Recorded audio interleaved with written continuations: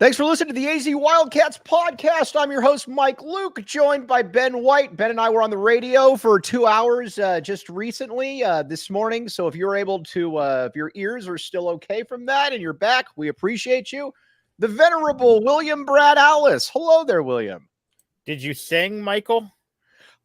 Excuse me, I did not sing. He did not sing. Then we should have fans still. Yeah, that's a good point. I thought you were going to actually give me a compliment right there, but I thought Brad, they told us if he sung Brad, we would not be invited back, so he had to hold off on that. No, Ben, you grew up in radio. Do you remember, or did you ever were aware that you used to have to be on the air, on the board, have to have an FCC license? Like I had to pay $35 for a license when I first got into radio. They would revoke Mike's license if he sung on the radio. Yeah. Oh, easily. Stop! To quote the great Kevin Woodman, many children have lost their hearing because of that singing. But you know what? We did what we could do. So, all right, guys, this is a big Stanford stinks. I'm not going to sit here and say that they don't. They just lost to Sac State. But this is a huge game for Arizona. This is a must-win game for Arizona football. And a big reason why is that, listen, to me, the goal always this season is to become bowl eligible. You got 2 games coming up right here that you should be able to win, and that you should be able to beat Stanford, and you should be able to beat ASU. Those are the 2 games where that gets you 4 wins. You got to sneak 2 wins out somewhere else as well. Guys, Ben, Brad, this is a must win for the Cats. Yeah, it's huge. I mean, like we talked about this morning, when you look at the schedule and the way things stack out, not a lot of games where you look on the schedule and say, oh, yeah, Arizona's going to win that game, no problem. This is really the last gimme game of the season because even if you play Pac-12 teams like Stanford, I get Stanford's bad, but even teams like ASU at the end of the year, it still could be a big game, even though they stink, right? Because there could be something on the line there. They want to end Arizona's season. Maybe they're 1 game away from bowl eligibility. So it's huge. You've got to get this win. Stanford has looked bad.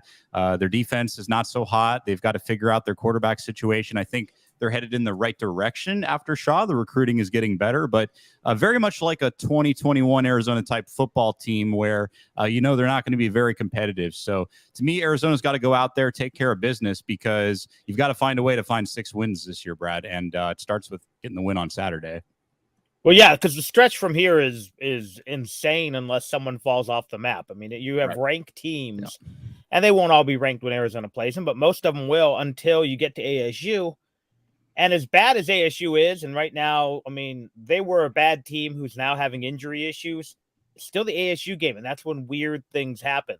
So if you don't get this one, if you get this one, then you just got to scratch out a couple more. And my thing is, I think you've got this middle tier of Washington State, Oregon State, UCLA, Colorado. You probably have to go 2-2 there, beat ASU, beat Stanford, and then you got your bowl eligibility.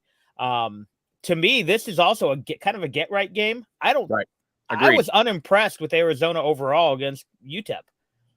They have to figure out from being a efficient offense who can move the ball to a scoring offense, because you're going to have to put up 40 in probably 2 or 3 of these games coming up. Washington's going to be a shootout if you're going to hang with Washington. 500 yards and 30 points is not going to beat Washington. USC is kind of the same way. Now USC's defense is a little suspect at times. We've seen that UCLA seems like they can score. I'm not as convinced Oregon State can make the leap to better competition, but Washington State can score. I mean, Colorado can score. So 38 is going to win a few of those maybe, but not many. You're probably going to have to start getting into the 40s. And you couldn't do it. And again, there's other circumstances. I know NAU went on an 8-minute drive. You had 5 turnovers against Washington State. But you got to score some points. And you got to figure out how to maybe get a few big plays. Because really, other than the long Delora run, every touchdown's been, inside of 25 yards? Right. I think when it comes down to it, I look at this schedule, though, and there's 2 teams that I look at, and I'm like, I don't know how Arizona's getting a win. Now, certainly things can happen. I think Washington is going to be very, very difficult. I know it's here in Tucson. Everybody be at that game, by the way. Washington and SC are the 2 teams. But after that, I don't see why Arizona can't beat Colorado. I'm not saying they will, but you watch Colorado, they TCU isn't good. Nebraska's not good. They went into double overtime against Colorado State. That's a game that you can win, even though they're ranked. UCLA, kind of the same. While a lot of these teams are ranked, Brad, I don't look at them and say that these are insurmountable games. And as a matter of fact, I think that Arizona's going to steal a couple of them. No, I think you're right, but that's why I need to see them score some points, because TCU's not a good football team. Right. They'd beat NAU by 25. Colorado put over 40 on TCU. Right. Same thing. Colorado State blew that football game. That was a brilliant coaching job for 45, 50 minutes and a terrible coaching job for 10. UCLA is scoring points. I mean, that's the thing. Arizona is moving the football. They're not. And again, 38 points is actually like the fourth most they've scored against NAU since the series resumed in 2001. It's not enough. I mean, when you're putting, when Oregon's scoring 80 on similar teams, when Washington's putting up 45, 50 points on, D1 opponents. I know they're not all D1. They're 1AA. So yeah, I mean, again, Arizona's efficient with the football. They move the football, but you can't score 31 points when you get 500, 600 yards of total offense. It just, and that was kind of Arizona's problems last year. Now the defense is better. And that's what I also want to see. I want to see the defense come out and really limit Stanford like they've done the last really 3 games. Although, Mississippi State's going to get credit for 31. 3 of those were short fields, although they looked awful last week. So maybe that's not as good a football team as we thought. But Arizona's better. But to have a better record than last year, you've got to keep improving. And frankly, I thought they regressed a little last week. All right, the elephant in the room too is when you look across the Pac-12, all these teams are better this year. While Arizona may have a better roster, they may have better talent, it doesn't necessarily equate to they're going to win more than 5 or 6 games this year, just because Washington is at a high, USC is at a high, Washington State is always tough at Wazoo. You got Cam Ward in there from Houston at quarterback, Oregon State with DJ at quarterback. I mean, these are not going to be easy games. And to Brad's point, I would agree with him on the UTEP point, because especially in that first half, like he said, Arizona had hundreds, 300-400 yards of offense in that first half alone. And there were so many opportunities where the drive ended in a punt or there was a turnover or something wacky that just prevented them from getting in the end zone with a touchdown. You've got to be able to finish those drives. And as improved as the roster is, it's going to come down to one thing. I think when you look at a lot of these games, maybe aside from Washington and USC, because even if JDL plays well, I just don't see how they win those games. But this team is going to win games because of JDL, or they're going to lose games because of JDL. I just don't really think there's much of an in-between based on what we've seen. Now, against UTEP, he did do some good things. I thought he was efficient. I thought he didn't force throws, kind of like how he did against Mississippi State that resulted in all those interceptions. But just be smart out there. And like what we talked about this morning on ESPN Tucson, you've got weapons, right? You've got the plethora of receivers. You've got the running backs. This isn't you versus the world. I mean, you've got some options on offense. So even if that guy is not deep 5-10 yards further down the field like you want, just check the ball down, use your legs, be elusive, be smart with the football, because when he does that, he's a very good quarterback when he plays smart. And see, that's the thing, too, is that he's got the talent around him. And I think, Ben, you hit the nail on the head, and we're going to get to that in just a second, the talent around him. But first, DraftKings. All right, here's the deal. All right, this is the time of the year that you want to hop in on DraftKings, and you don't want to miss a moment of any of the action. New customers can score $150 instantly in bonus bets for betting just $5 on a baseball game right there. Okay, now check it out right here. Now, gambling problem, call 1-800-GAMBLER or visit www.1800gambler.net. In New York, call 1-877-8-HOPE-NY or text HOPE-NY 467-369. In Connecticut, help is available for problem gambling. Call 888-789-777 or visit ccpg.org. Please play responsibly. On behalf of Boot Hill Casino and Resort, licensee partner Golden Nugget, Lake Charles, Louisiana. 21 plus, age varies by jurisdiction. Void in Ontario. See dkng.co/baseball for eligibility, terms, and responsible gambling sources are bonus bets expire 7 days after issuance. Eligibility and deposit restrictions do apply.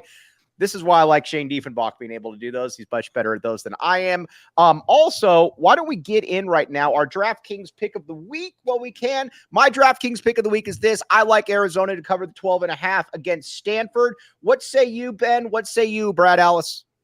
I'll concur with you, Mike Luke. I'll take the cover as well in the Stanford game. Yeah, unless you want to be gutsy and tell me Stanford wins outright and you want to take the money line, I don't see Arizona squeaking this one out. I either see them winning by 21 or I see them just falling apart. I don't see a middle ground where they luck into a 17-14 win. That being said, I probably just cursed it. Get ready for a 17-14 win. But yeah, if I was putting the money on the line, I would give the 12.5. All right. Now, we got to talk about a little bit about the offense here. And our good friend Anthony Gimino, who every now and then comes across something good, he believes that Arizona has never had a wide receiver like Teteroa McMillan here at the U of A. I've always felt Dennis Northcote was the best wide receiver I've seen at the U of A. McMillan, I believe, barring injury, Brad, is going to pass him and leave here as the best wide receiver in school history. He is unique, and he's really unique across a lot of programs, but he is a tall receiver who's also athletic. Arizona's had tall receivers, but they've generally been bulkier, possession Your Jerron guys. Kreiner types, your possession types. Even Jerron Kreiner might be the closest thing we've seen to TMac because he at least had a little bit of burst, but I'm thinking like the Troy Dickey types. He was probably 6'2", 6'3", maybe 6'4". Most of the guys who have possessed T-Mac's athleticism have been 5'8", 5'9". If you're lucky, I'm going to go way back, like Derek Hill at 6 foot, maybe 6'1". There just hasn't been many of those guys. The bigger guys have been possession. The smaller guys have been your athletes. He's that rare combination. He's far more like what we've seen of late at Ohio State, at Clemson, at USC. These big, tall, yet athletic, yet can catch receivers. Because sometimes you get these big athletic receivers, they just can't catch and they become safeties. He's got all the tools, and that's why if he is not a first or second round draft pick, barring injury, I'd be shocked because he's just kind of a freak, and I mean that in the good way. The only way guys with his tools don't get drafted, and again, here's your Chiefs drinking game. Justin Ross, who was a star at Clemson as a freshman, broke his foot, broke his back, went undrafted free agent. Now he's in the league. If Justin Ross was healthy, he would be on that long line again. Clemson receivers, USC receivers, Ohio State receivers that fill up the first round. Ben, you're the one. You live in Los Angeles. Ben White making all the money over there, keeping our communication lines going very strong. You made the point though yesterday, or you made a point a while back too, that McMillan just looks different. He looks like a dude that, like Brad said, should be at USC, not Arizona. We will gladly take him though. Yeah, there's a reason he could have went to any school in the country, right? And when you got a guy like that, it's a game changer.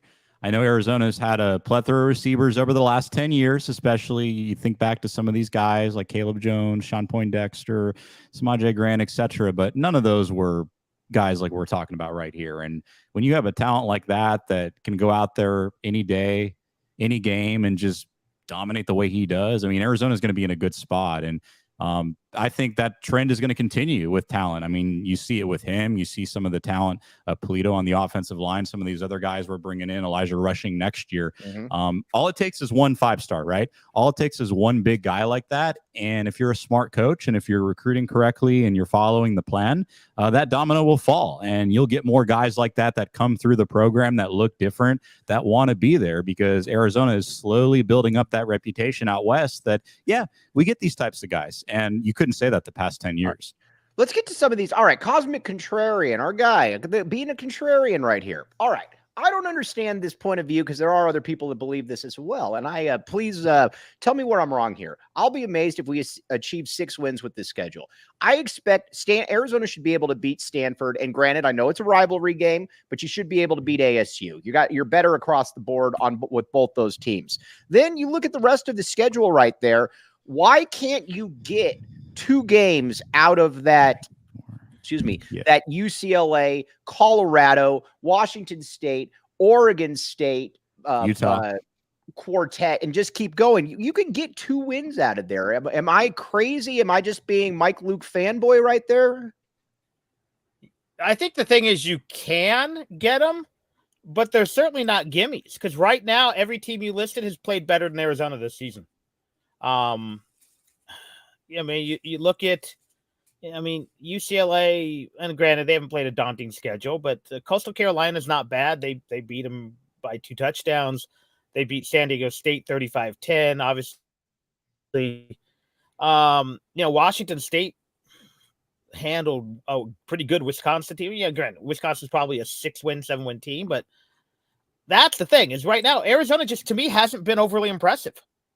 They've been fine. They've been good, and again, the NAU game, we all got spoiled by that Rich Rod shellacking of them. More often than not, Arizona Bowl teams beat NAU like 35-10. But, offensively, Arizona, I think, is underachieved with what they have. With that many quality receivers, with that many quality running backs, with, and again, the line's a little. So while I think there's only 2 teams on paper Arizona can't beat unless they fall apart, and that's Washington and USC. And again, those are the games Arizona seems to win some of those. All those other teams right now at this moment are played better than Arizona. So I think it is tough. I think it is daunting. That being said, but you just got to get 2 out of we're not in a vacuum. It's not static. Teams improve. And guess what? Traditionally, over the last 2 years, we don't have a huge struggle. Jedd Fisch teams get better. So it could very well be that by the time you play UCLA or Washington State, I think Washington State to me is still the toughest team on.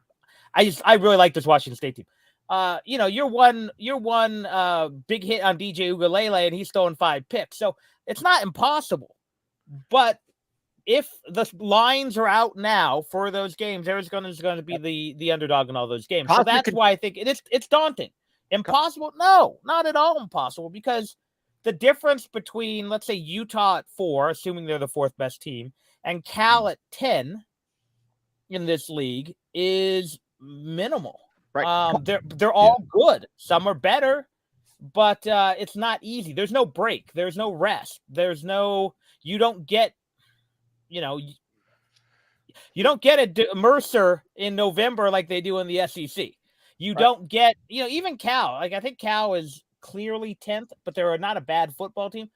But you're just going from one, on paper, 7-win team to 1 7-win team to an 8-win team in a row. You only need 2 out of those 6 games, though. And Cosmic Contrarian, come on, you got to bring the facts right here. They don't even play Oregon this year, so you don't have to worry about losing to Oregon. Second of all, let's talk Colorado for a second here. Colorado, like I said, Deion is an awesome story. It's been Colorado for 50 minutes was getting dominated by Colorado State. Against Nebraska, they went into the half up, 13-3, because Nebraska fumbled the ball 5 times. They didn't look good in that game either. Why is Colorado all of a sudden this team that has looked so good, when I think if the shoe was on the other foot, if Arizona had played exactly like this against those 3 teams, Brad, I don't think we would be sitting here saying that Arizona is a ranked caliber team. Am I missing something? No, a lot of it's the fact is they've played a solid schedule. When you play basically 2 Power 5 teams and then a okay Mountain West team, that's a good schedule. And they've been offensively pretty good in those games. Again, TCU's not the team they were last year, and they're not a great defensive team. Colorado moved the ball at will on them. Once they figured it out against Nebraska, they moved the ball at will at them. The other thing that to me is the thing that I am most impressed about Colorado, late games. They've been awesome. They outplayed TCU in the final 10 minutes. They outplayed. That was my big worry about Deion. How would he coach in crunch time? How would he coach when he had to make important decisions? And so far, it's either him or it's his assistants or both. They've been better. They out-schemed Colorado State over the last 2 minutes of that game in overtime. Colorado State had no clue after shutting them down for 48 minutes. That touchdown on the 49-yard touchdown, because they all decided to play the tight end, and then they couldn't cover the tight end the rest of the game. That kid, that's good. And then again, their offensive coordinator is really good. He was a head coach. That's what's impressive about Colorado. Colorado is going to give up points. If Arizona can take those points, then yeah, Arizona has a legit chance. But they're not a doormat. And they've got weapons and they've got speed. They're impressive talent-wise. Again, I think they're going to come back down to earth, but they're not going to be the 3-win team we thought they were. So again, that's a tough one. Can Arizona win? Absolutely. But Arizona could also throw 3 picks and be in big trouble. Ben, does it change your opinion, though, if, let's say, they play Colorado or Oregon and they lose 52-17? In terms of bowl eligibility? Colorado, like if they play back to Arizona. And then, Brad, you hop on that one as well. Got it. Well, I mean, the thing is, I think when you look at the schedule and the way things have played out, you really, if they won that Mississippi State game, I would say no problem. You're going to make a bowl. But to Brad's point, these games week by week, there are going to be different stories and you're going to need some things to go your way. I think Colorado is going to level off. Like Brad said, I don't think they're going to be a 3-win team, but I could certainly see them being a 5-6-win team. As long as Shedeur Sanders is out there, anything's possible. He's already been sacked 15 times. We know the roster is nowhere near where it needs to be for them to be competitive per se in the conference. But as long as you've got him and if you've got Travis Hunter, they're going to upset some people. They're going to win some games. TCU is interesting because I was having this conversation with our good buddy Anthony Gimino before the NAU game, just talking about that game because it had taken place that day. And AG said something very interesting. And it's something that we all realize at this point. But he said if it were up to him, he wouldn't have had TCU in his top 25 for Lindy's. And talking with Dodd and a lot of these other guys, I guess they agreed. And, you know, I think the thing was, right, it's hard to take a team that was in the national title, granted they got killed, but to not even put them in the top 25. So point is, TCU is not a very good team. That win was obviously a game changer for Colorado because everybody was watching, etc. The Deion story is great. But are they going to level off? Absolutely. But to Arizona's point, I mean, Washington, USC, I think it's fair to say Arizona's probably not going to win those games. We never know. But again, Washington State, Oregon State, UCLA, Colorado, Arizona could win some of those games or they could lose all those games. It's very possible. So there's no give me heres. But at the same time, I think we have to meet somewhere in the middle. I think it's unfair to say, oh, well, 2 out of 5, no problem. But it's also unfair to say, oh, no chance. There's somewhere in the middle because we just don't know what's going to happen. There could be injuries. One of these teams could level off like we've talked about. There's just so much unknown in this conference. And as talented as this conference is, the unknown is what makes it so fun this year. Kind of ironic how the last year in the Pac-12, it turns out that way, right? That's the most Pac-12 thing ever. Also, if something's unknown or you don't want people to really know what you're thinking, why not get Shady Rays? You can have Shady Rays on your face. It makes you look better. And on top of that, nobody knows what you're thinking. Here's the deal. Exclusively for our listeners, Shady Rays is giving out their best deal of the season. Go to shadyrays.com and use code PHNX for 50% off 2+ pairs of polarized sunglasses. Try for yourself the shades rated 5 stars by over 250,000 people. I am going to go on record and say that Ray Anderson, because he's not cool, does not wear Shady Rays. He's a different type of Shady Rays, but not the good one. Yeah, not the good Shady Rays. All right, now we could play that Dennis Dodd audio like all day long. I could listen to that for days. Yeah, no, that was very good.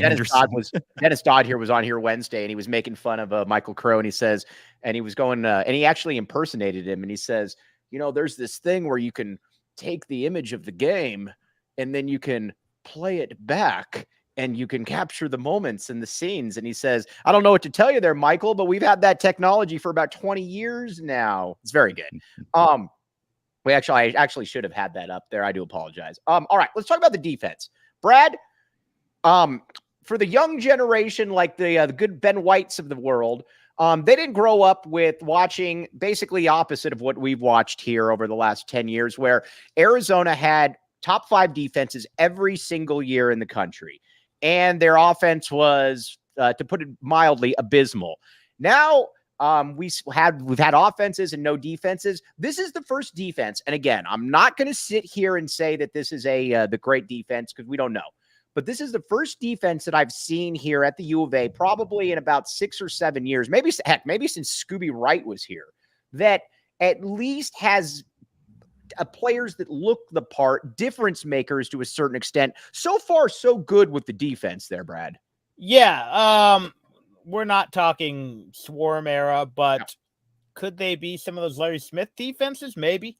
I'll tell you what, to me, it's at least the front seven's the best collection of front seven talent they've probably had since the trio I dubbed the Cowboys from Hell: Brooks Reed, DeAndre Reed, and Ricky Elmore, with Big Earl Mitchell in the middle. They had some good linebackers. 4 NFL players. Yeah, so that was probably the last time Arizona was imposing up front. And right now, they're not a great pass rush. But I tell you what, those big guys in the middle, led by Big Bill Norton, plugging up the middle. The ends have been competent. They don't let a lot of guys get outside of them. They have been able to get some pressure on the quarterback. The linebacking core has been pretty darn good. Manu's been good. Flowe's been just making plays. I think this is going to be another good Justin Flowe game, because this isn't, even though Troy Taylor is trying to turn this into a very modern offense, they still got a lot of that old personnel there. Hibili's been pretty good as well. So yeah, the front seven, or we call it a front six, I guess, with the 2 linebackers, have been very good. And frankly, the back end has not been bad. When you're looking at a game against UTEP and you're kind of disappointed they gave up 10 before the season, good you're problem like, to have. They gave up a touchdown to they were, with the exception of 2 drives, they were very, very good against Mississippi State. Obviously there's that first drive. They adjusted. Mississippi State had to score on some short fields. They had the first drive of the second half. Overtime, that was a tired, beat-up team, and the kid just missed a tackle in space. But yeah, Arizona's defense has been better than expected. As down as I am a little bit on an offense, and that's ironic, an offense averaging about 31, 32 points a game and like 500 yards, I'm high on the defense. Now, can they hold USC and UC Washington to 10, 17 points? No.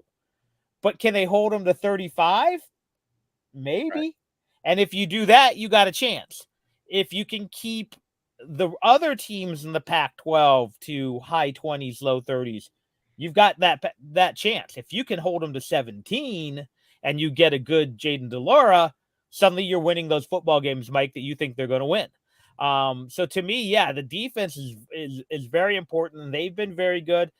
As for the most part of special teams, with the exception of that one punt return against Mississippi State, special teams have been very good. Loop has the clutch kick. They've had some good punts.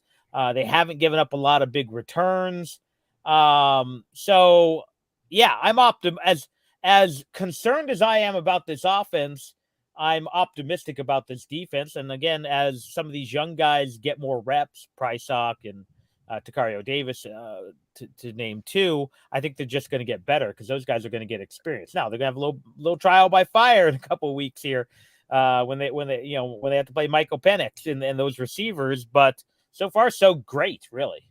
All right, Tony Clifton, do you think Jedd brings in a QB through the portal? No, I would be pretty surprised by that. I don't expect DeLaura to be back next year, and I think this is going to be an open competition between Noah Fafita, Braden Dorman, and Damon Williams. I mean, you got Noah Fafita, who we obviously know about, and then you got 2 4-star QBs in there. I would be surprised, maybe a caretaker, but it's going to be one of those 3 that's going to be the starter, and I would be very surprised if Noah Fafita wasn't that opening game starter. Only way I don't see it happen is if an elite type quarterback, like let's say there's a coaching change at a big time school, right? Or something happens. Sanders wants to come to Arizona, you take it. One of those 2 Texas quarterbacks get disillusioned, and then you're having a hard time turning down, kind of like in a weird way, and he's not as good. Lamonius Craig. Arizona did need a receiver. You don't say no to that kid, and It would have to be a better version of that, obviously. But yeah, if Ewers or someone on that level was like, hey, I want to come to Arizona and learn under Jedd Fisch, you're like, yes. But if you're not taking, the backup quarterback at North Carolina, you're not taking this year's version of Jayden DeLaura. Right. Exactly. Right? You might take this year's version of like a Jackson Dart or something, but no, you're not just taking a good to very good quarter. It had to be something you can't turn down. All right. couple things. You mentioned the A. You look at this Saturday neon right here. I am remiss on the post-game show tomorrow. I will have it lit up. I do apologize. But go to SaturdayNeon.com and use PHNX for 10% off your order today. Free shipping for orders over $200 right here. Support two brothers that put this together and made this happen. Let's see. Saturday Neon makes me look better than I should. And Four Peaks.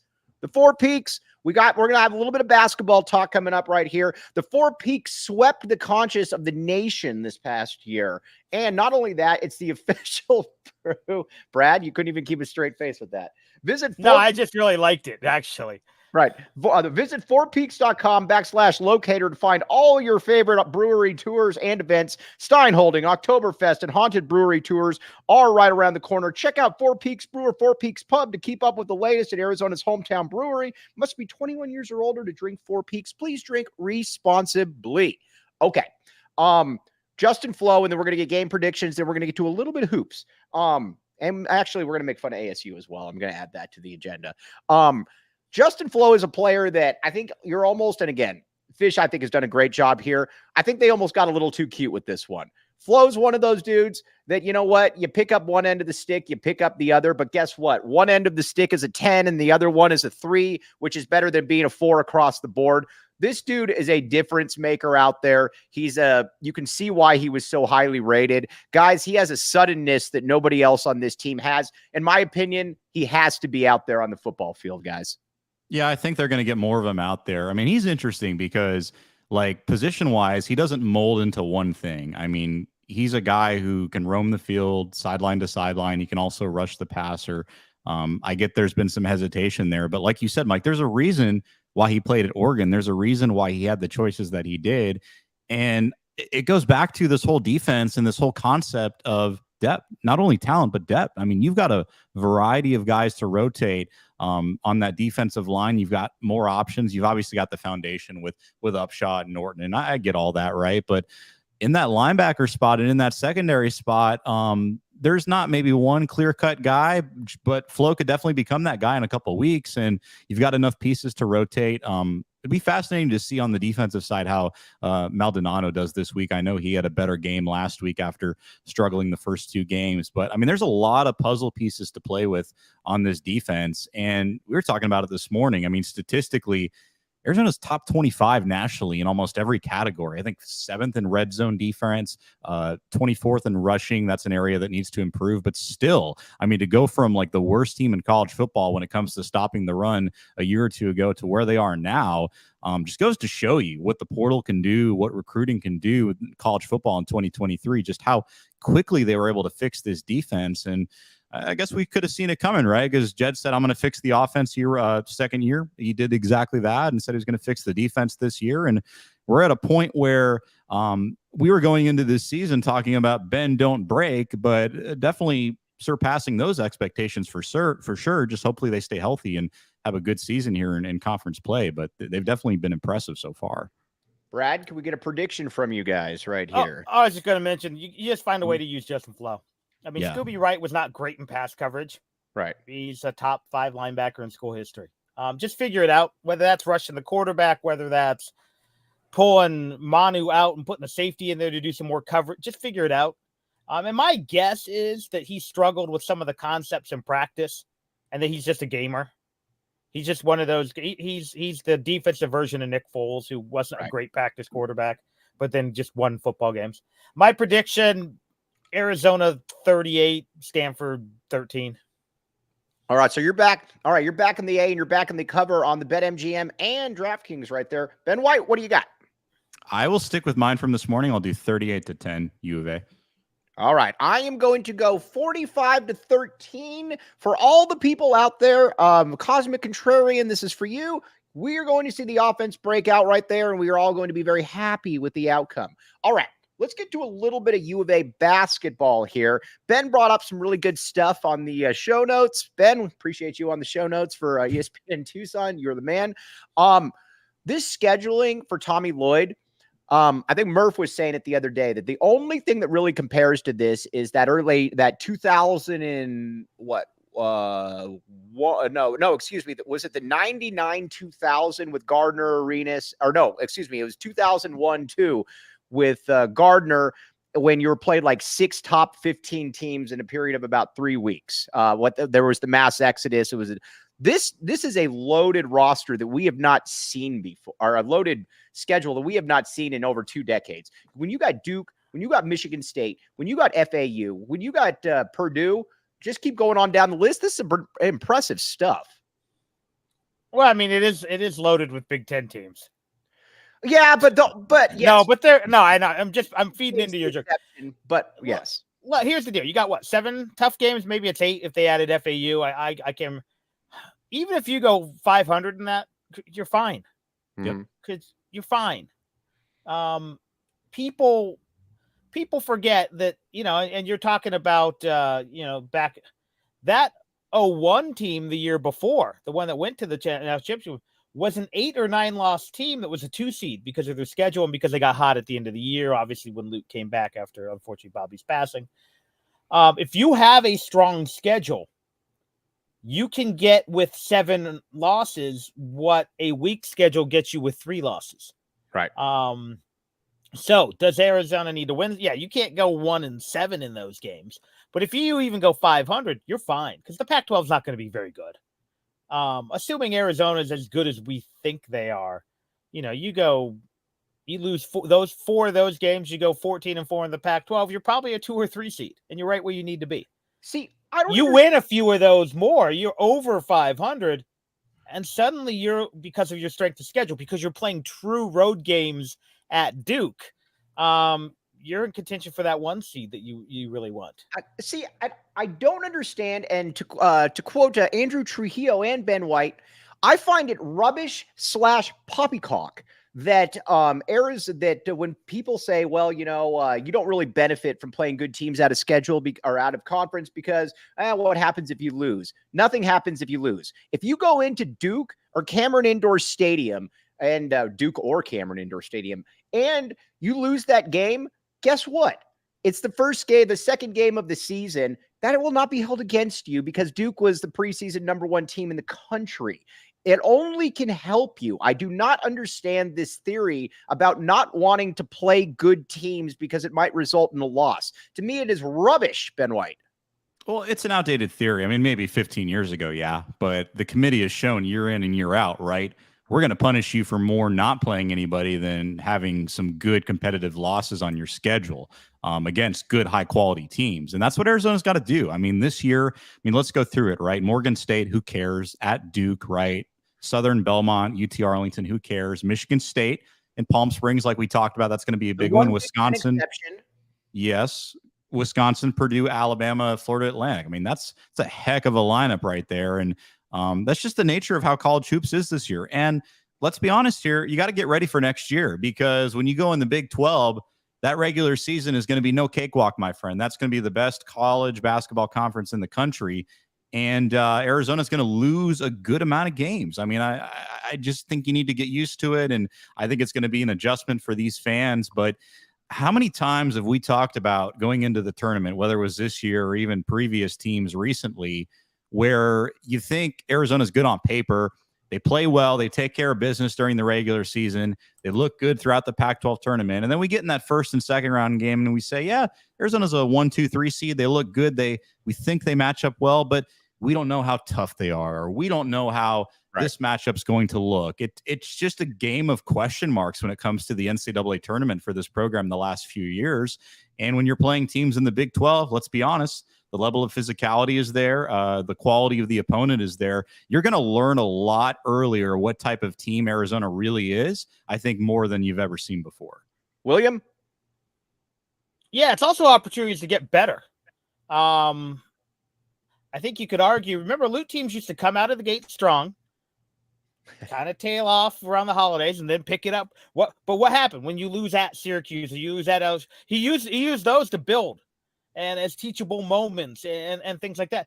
But at the end of the day, again, 3 or 4 non-conference losses with this schedule. Now, again, if you lose to Southern at home, that's a different story. But let's say you lose to Duke, at the Michigan State game and Alabama. It's barely going to affect your seeding. But again, you go 6-2 in those games. and you go, let's say 14-4 in the Pac-12, you're a 1 seed because your strength of schedule is going to be 1, 2, 3. And we saw that a lot of times in the Lute era, where their strength of schedule either got them a higher seed than their record looked like, or got them in the tournament, over in those late years when they were always kind of on the bubble, but they always played people. So they got in. So, and Ben's right. The committee is putting a greater emphasis now than ever on not only strength of schedule, but true road games. I think Arizona have 1 or 2 of those in this slate, and those are important. So yeah, I know some of the reason why Sean Miller did it. I never agreed with it. And, some of his teams just didn't look ready for primetime. A lot of them did. I mean, they were great in the tournament early in his career, but, right. These games do nothing but help. It's not college football where 2 losses knocks you out unless you're Alabama. Yes. Whereas 3 losses might knock you out, but not necessarily. Whereas one thing I do like about Lloyd, and we've talked about this a great deal, is that he was able to take, and again, I know I'm a broken record on this. I don't care. He was able to take inventory, though, I think after 2 years of, let's be honest here, awesome regular seasons and crappy postseasons. There's really no other way to put it. That he needed to get tougher. He needed to get better ball handlers, and he did just that. I personally think this is going to be his team that is best equipped to do things in the tournament this coming year. And a big reason why is a guy like a Keshad Johnson, for example. This is with all due respect to Azuolas Tubelis, who's a very good player. But Azuolas Tubelis was kind of the epitome of kind of your front runner type basketball player, in that when things are going well, he's going to score some buckets, he's going to move, he's going to get it. But he really wasn't that tough. And when things really came down to the nitty gritty, Zoo was generally never anywhere to be found. Keshad Johnson, I'm not saying is going to average 20 and 9, but he is going to provide a toughness and athleticism perspective that Arizona did not have up front this past year. I like bringing in Jaden Bradley and Caleb Love because these are guys that can make plays off the bounce, something that Arizona did not have last year at all. I am incredibly excited to watch this team. By the way, we're going to be doing a Red Blue post-game show next Friday night. Go ahead, Garrett, guys. Which one of you wants to take my great point and run with it? Well, here's the thing, and I want to TR Burns 826 kind of stole my point. The Pac-12 has not been good the last 2 years, and it's not going to be good this year. So learning from what Gonzaga went through, they scheduled heavy. Secondly, where are they going next year? Big 12. The what? Best basketball conference in the country. Mm-hmm. They're going to have stretches in the Big 12. They're going to look like that stretch in the non-conference, minus Southern and what was it, Howard or whoever. So this is also prepping for next year, for getting these guys used to that meat grinder. But you're right. There's a very good chance the Pac-12 has 3 good teams this year. So that means you're going to play whatever it is, 6 good games. I don't even know if they get them all twice. And a lot of dogs. So yeah, you got to toughen these guys up. You got to get them ready. You've got to get them. And again, you've got to let these young guys get punched in the mouth and then coach them up after. Because there's going to be a game where, as much as we love Mount Crevis, some 6'7" athletic power forward from Alabama is going to eat his lunch. Which maybe Keshad's already doing that in practice because he's the same guy. And then what happens? You can go and you can work on it in practice. You figure out what you guys need, what your deficiencies are, which you can't necessarily do when you're running a layup drill against Southern, when you're, somehow magically shooting 85% behind the arc because a bunch of 6-foot guys are guarding you. For Gardner, well, I don't even know. I haven't looked at the schedule. Gardner Webb. So that's what I think it is. Again, strength of schedule, toughness, correction, teaching, which is what Tommy Lloyd does. And that's why I like the schedule. Ben White.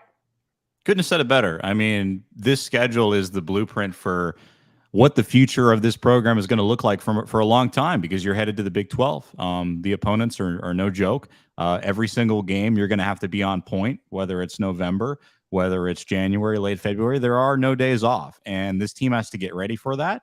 And Lloyd recognized it quickly. I mean, college basketball, college football, that's what's so cool about both the sports now, is you can make those changes very quickly. And unlike Sean Miller, he recognized that. He's not being stubborn. He realizes that we needed to get more physical.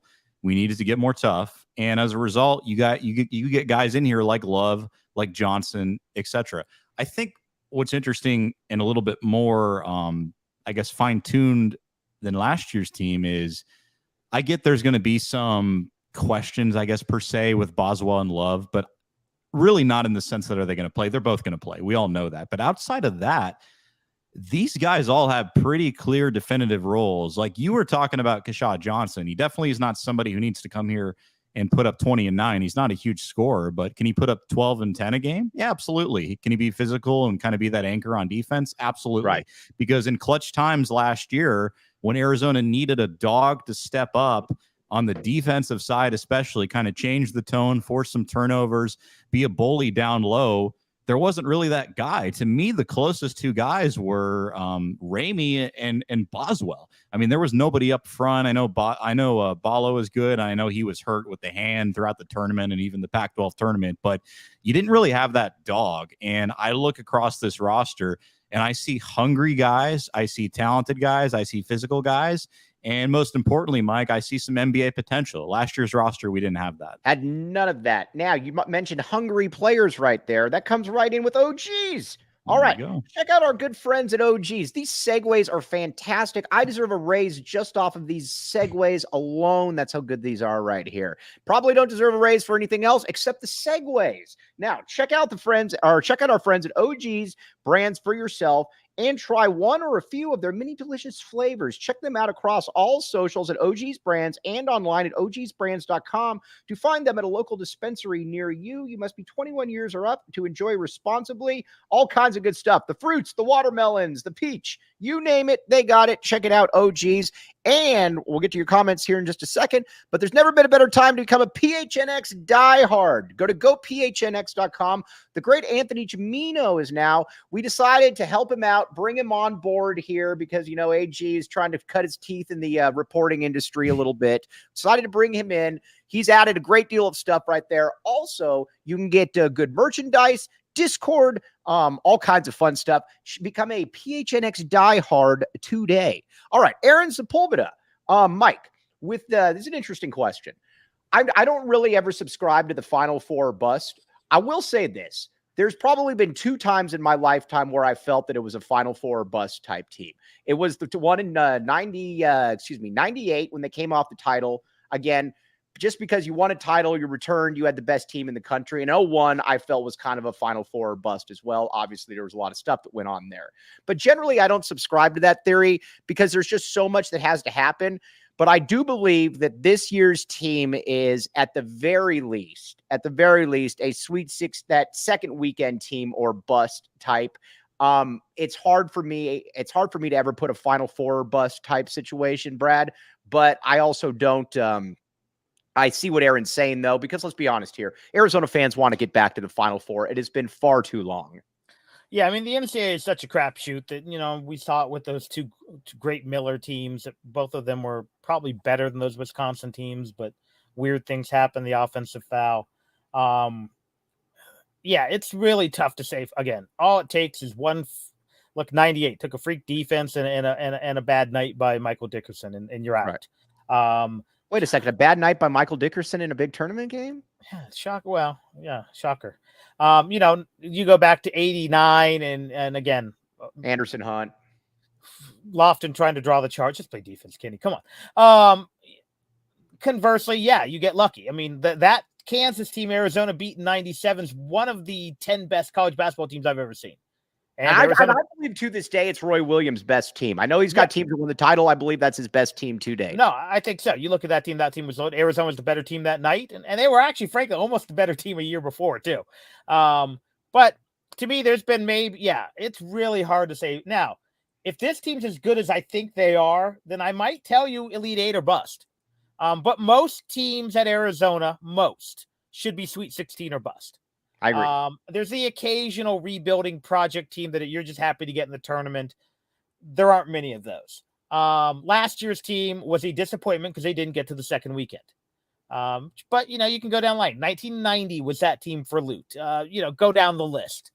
There's been plenty. But, yeah, if this team is not in the second weekend, barring major injuries or deportation issues or Umar Ballo eating 3 teammates, this team should be in the second weekend, and they might be a team who's good enough to make that run that, it's been far too long. Let me ask you this, Brad. In the next 5 years, does Arizona make a Final Four? God, I hope they make multiple, but they should. If Lloyd's as good as I think he is, and they continue to recruit well and mine they should. Yeah. But again, it's crazy because, again, I can make an argument that in 2003 they were the best team in the country. They didn't go to a Final Four. 2005 they were one of the 2 or 3 best teams in the country. Didn't go to the Final Four. Was it 13-14 or 14-15? Those were 2 of the best teams in America, even with Brandon Ashley getting hurt, and they didn't get to a Final Four. Conversely, 97 they weren't, and they won a national title. That's how college basketball. What's weird about 97 in hindsight, though, and granted we have 97 was, I would argue to this day, is the most talented perimeter in college basketball in recent history. You had two, and they became that, obviously. You had 2 consensus first-team AP All-Americans in the backcourt in Bibby and Simon. You had, and Michael Dickerson, you had a 3rd-team All-American. Then in 98-99, you had a guy that would go on to be the National Player of the Year in Jason Terry. That stacks up to me with anything, honestly, that Kentucky or Duke or any of those schools have ever put out there. I remember when that season started, they had that game against Ed Coda, and they got the win. Bibby outplayed Coda. And I'm like, oh, this team's going to be really good next year. Right.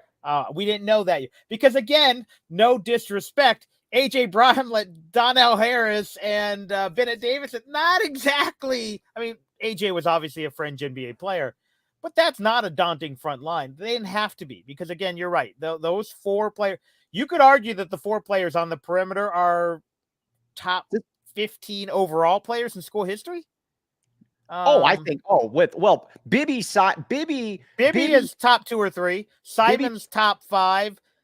Terry's JT's right there, and Dickerson's probably closer to 15 than he is to 10. But yeah, you had 3 easy top 8 players in school history in Bibby, Simon, and Dickerson. Oh, by the way, this is a very good point here by Craig Patterson that I think we're also in 97. By the way, unless someone has stolen the photo, Saguaro High School graduate Craig Patterson. Oh, I like that. It's great. All right, very cool. Did not know that. But that was also the Pac-12 in the mid-90s was awesome. I mean, not awesome, but it was very good. You had the only times I ever feared teams in the Pac-12 from an Arizona perspective when Lute had things going were those UCLA teams under Herrick, because Herrick was a really good coach and he could get the talent that he needed. Mike Montgomery, I never feared them, but they were a top 10 program. Then you always had like 2 or 3 teams kind of in that fringe top 25 that traded spots right there, whether it would be, by the way, Craig Patterson, do you have a brother named Daniel Patterson? You do. If you do, that's awesome. If not, I apologize. But that is a good point about Gene too. I did leave Gene off of that, but again, Gene, very good banger. Wasn't a great, not a good basketball player, but he was useful. Yeah. But again, you had to go through a conference that was actually good at the time. So that's kind of that. They played a ridiculously hard schedule. Should sound familiar. Right, for sure. Yes, exactly. I was going to say it's nice. All right, Brad, where can they find you? I know you just put out a recent podcast with a pretty cool title on it to begin with. So I went with the pun on, I went with Cardinal Sin, and part of that's my disappointment there as an offense. Part of that is this game. And honestly, I spent more time talking about than I wanted to, but I talked about the JDL news that came out a couple of days ago and tried to have a nuanced conversation, which I think has been missing on a lot of the, Twitters and Facebooks about it. And I have another one loaded and ready to launch tomorrow morning. If you want my look at the Pac-12 slate of football games, a little Dion talk. And so I'll have 2 out and talked a lot of sports today because I recorded those this morning before work. And now I'm taking my lunch break here to talk to you all. All right. We're privileged to have one of the sages of the Southwest, William Brad Allis. Sage green and silver of the Southwest. You can say that as well, my guy. All right. For Brad Allis, I'm Mike Luke. We'll be back with you on the post game. Brad, do you want to come on the post game tomorrow? I should be able to, barring getting roped into a club baseball father's softball game. All right. Well, you let me know. We also tap and bottle watch parties tomorrow. I'll be down there about 3:45. So we will see you then. But for all of you, appreciate all of your comments. You're the ones that make the show. Damon behind the scenes, making us much better than we should ever imagine being. Damon, you're the man. Brad, talk to you soon. You've been listening to the AZ Wildcats podcast.